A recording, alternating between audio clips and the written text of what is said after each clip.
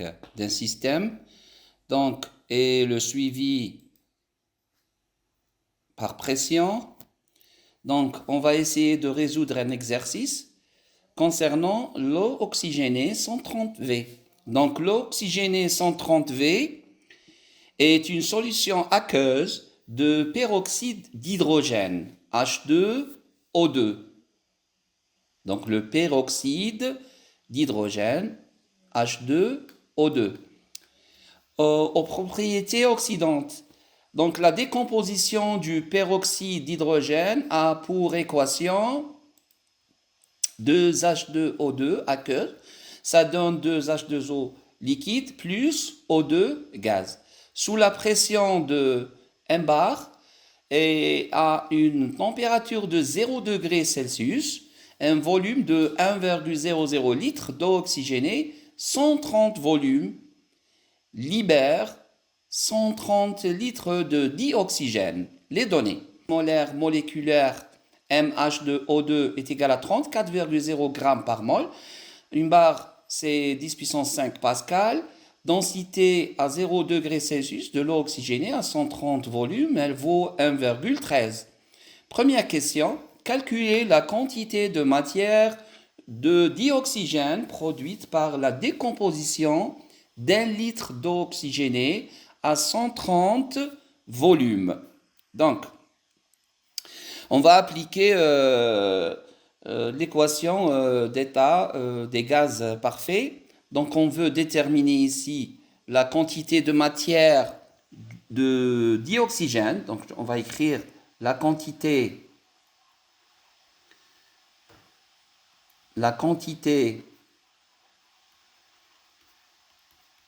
de matière de dioxygène. Donc, on veut calculer NO2. Donc, le NO2 est égal à quoi? Est égal à PV sur RT. Donc, l'équation des gaz parfaits, on sait que PV est égal à nRT. Donc, on va faire juste une application numérique maintenant. Donc, concernant la pression donnée ici, elle est en bar. C'est-à-dire, on va prendre 10 puissance 5, c'est-à-dire 1,00. On va remplacer le bar par 10 puissance 5. Multiplié par le volume. Le volume, c'est 130 litres.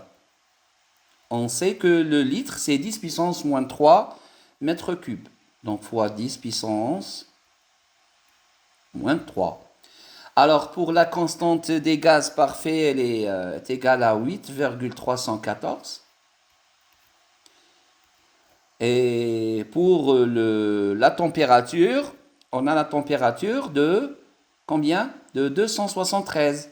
On sait que la température en degrés Kelvin, elle est égale à la température en degrés Celsius. On sait que T en Kelvin est égal à θ en degrés Celsius plus 273. Quand θ elle vaut 0, donc on va garder juste 273. 273. Quand on va calculer, on va trouver 5,73 mol. Et on a gardé 3 chiffres significatifs. OK? Déterminer la concentration C0 en peroxyde d'hydrogène de cette solution. Donc, on sait que la quantité de matière, selon l'équation ici, on a les coefficients stoichiométriques.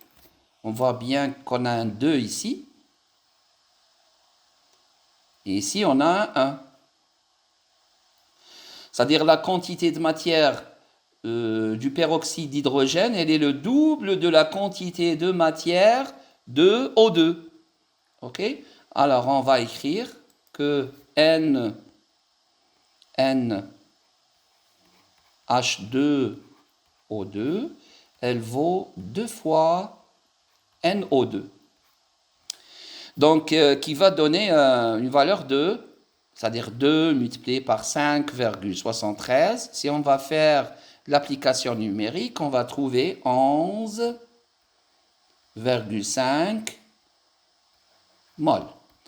Et on sait que C0 est égal à N de H2O2 divisé par V. Et comme le volume pris c'est 1 litre, c'est-à-dire on va trouver 11,5, c'est-à-dire 11,5 divisé par 1,00 litres. Donc on va trouver 11,5 mol par litre. Alors, troisième question. Vérifiez par un calcul l'indication du flacon peroxyde d'hydrogène en solution 35,0%. Donc, troisièmement, 2H2O2 du peroxyde d'hydrogène contenu dans 130 volumes. Donc on va trouver donc M H2O2 est égal à petit n H2O2 multiplié par M, la masse molaire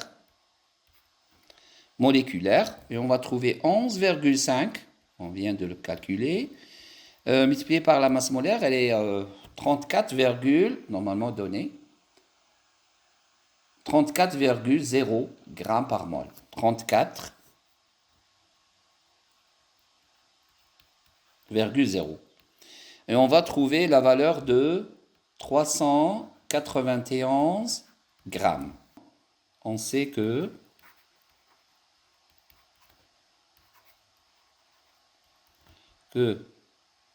la densité,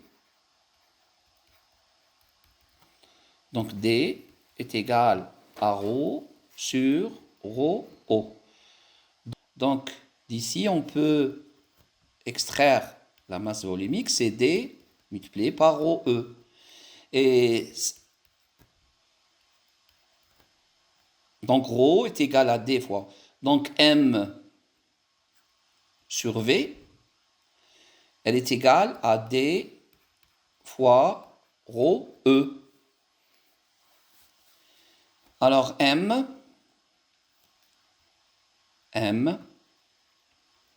est égal à D fois ρE multiplié par volume. La masse volumique de l'eau, c'est 1000 grammes par litre. 1000 grammes par litre, multiplié par le volume qui est égal à 1,00 litres. Et on trouve la masse de la solution, c'est-à-dire de notre solution, elle est égale à 1,13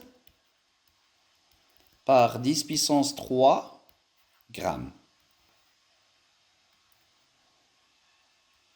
Donc MH2O2 sur la masse de la solution, elle vaut 391 sur 1,13 fois 10 puissance 3.